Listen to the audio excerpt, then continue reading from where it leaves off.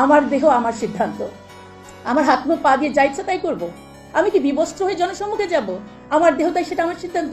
ব্যক্তিগত স্তর কোন জায়গায় নিয়ে গেলে আমাদেরকে চিন্তা করতে হবে। এবার চলে আসি পারিবারিক লেভেলে। পুরুষ হয়ে গেল নারীর প্রতিপক্ষ, হাজবেন্ডের বিরুদ্ধে আমরা এখন ফৌজদারি মামলা করব সেই ম্যারিটাল রেপ নিয়ে। এই যে দাম্পত্য কলহে আরেকটা নতুন ইস্যু কিন্তু ঢুকিয়ে দিলেন, এটার শত্রু হয়ে গেল হাজবেন্ড।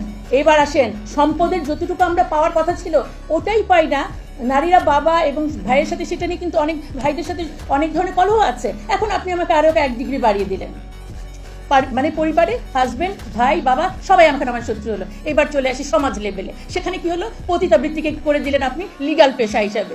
একদিকে স্বামীর বিরুদ্ধে আমরা দিব ফৌজদারি মামলা মেরিটাল রেপের, বেচারা কেন তখন সংসার করতে যাবে? উনি তো পতিতালয়ে চলে যাবেন, সেখানে তো আর মামলা খাওয়ার কোনো ভয় নাই। এবং ইদানিং আমাদের অনেক ছাত্রীদেরকে আমরা বিভিন্ন হোটেলে দেখা যায় ধরা পড়ছে পুলিশের কাছে। এটাকে যখন আপনি লিগাল করে দিলেন, তারা পার্ট টাইম টিউশনের মতো এটাতে চলে যাবে। তখন কোনভাবে সামাজিক নৈতিকতার জায়গাটিকে আমরা ধরে রাখবো? ব্যক্তিগত লেভেল, পারিবারিক লেভেল, সামাজিক লেভেল ক্লিয়ার। এবার চলে আসলাম আমি রাষ্ট্রীয় লেভেলে। এটি একটি ইহজাগতিক মানে প্রতিষ্ঠান, অবশ্যই তাই, তাদের সাথে ধর্মের কোনো সম্পর্ক নাই। কিন্তু আমাদের বক্তব্য হচ্ছে শুধু রাষ্ট্র কেন, ধর্ম ছাড়া কোনো প্রতিষ্ঠান টিকে থাকতে পারে না। এবং দুঃখজনক, তারা বলেছে সংবিধান থেকে নৈতিকতা এবং শালীনতা শব্দ দুটো বাদ দিতে হবে। বাকি আর থাকলো কি আমাদের? দেখেন, আসন বাড়িয়ে মানে যে আপনারা দেখবেন যে 300 আসনকে বাড়িয়ে 600 আসন করতে বলেছে। হ্যাঁ, তার মানে কি মমতাজ এবং শ্রমিক আইসাদের সংখ্যা আরো বাড়বে। এটা কোয়ান্টিটেটিভ ডেভেলপমেন্ট এবং এটা আই ওয়াশ, যেটা আমি বলেছি যে স্থান পরিবর্তন করে সংখ্যা বাড়িয়ে আসলে কোনো ধরনের নারীর ক্ষমতায়ন অবশ্যই হয় না। সেটা গুণগত মানে হতে হবে।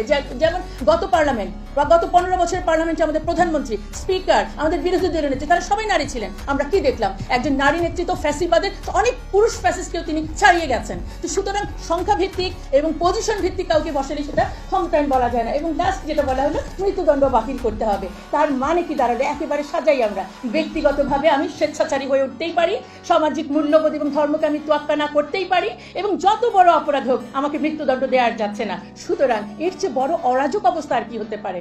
সুতরাং এখনই সময় আমাদেরকে এই সংস্কারগুলোর প্রতি এবং এই কমিটির প্রতি অবশ্যই ন্যায্য সিদ্ধান্ত আমাদেরকে নিতে হবে।